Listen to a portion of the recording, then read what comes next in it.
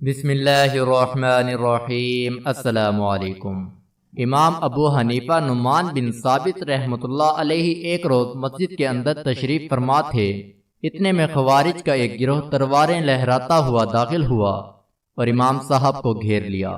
خوارجوں نے آپ رحمۃ اللہ تعالی علیہ سے کہا، ابو حنیفہ، ہم آپ سے 2 سوال کریں گے، اگر آپ نے جواب دے دیا تو ٹھیک، ورنہ ہم آپ کو قتل کر دیں گے۔ امام ابو حنیفہ رحمۃ اللہ علیہ نے فرمایا، اپنی تلواریں میان کے اندر رکھ لو، کیونکہ ان کی طرف دیکھنے سے میرا دل ادھر ہی مشغول ہو جائے گا۔ خوارجی کہنے لگے، ہم اپنی تلواروں کو ہرگز میان میں نہیں رکھیں گے، یہ تو آپ کے خون کی پیاسی ہیں۔ امام ابو حنیفہ رحمۃ اللہ علیہ نے فرمایا، چلو پوچھو۔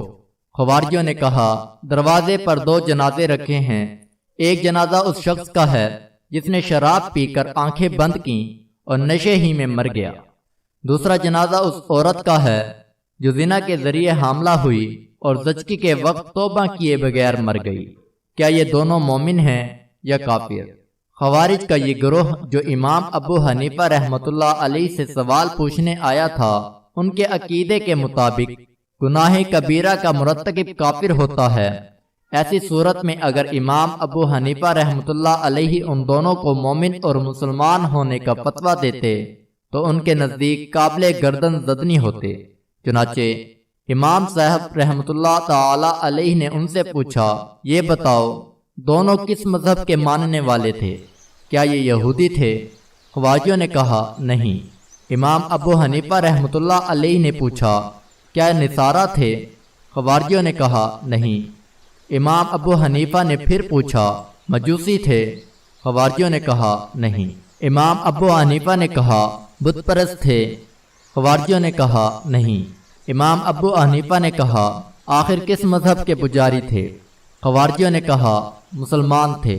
یہ سن کر امام ابو حنیفہ رحمۃ اللہ علیہ نے فرمایا، تم لوگوں نے خود ہی جواب دے دیا، تمہارا اعتراف ہے کہ دونوں شرابی اور زانیہ مسلمان تھے، اور جو مسلمان ہو اسے تم کافر کیسے کہہ سکتے ہو؟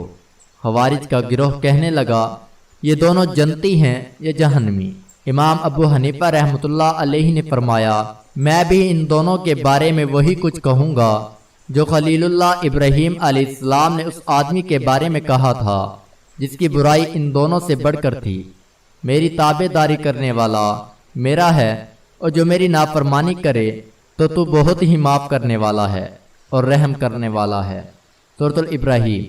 نیز میں وہ کچھ کہوں گا جو روح اللہ حضرت عیسیٰ علیہ السلام نے ان دونوں سے بڑے گناہ گاروں کے بارے میں کہا تھا، اگر تو ان کو سزا دے تو یہ تیرے ہی بندے ہیں، اور اگر ان کو معاف فرما دے تو زبردست حکمت والا ہے۔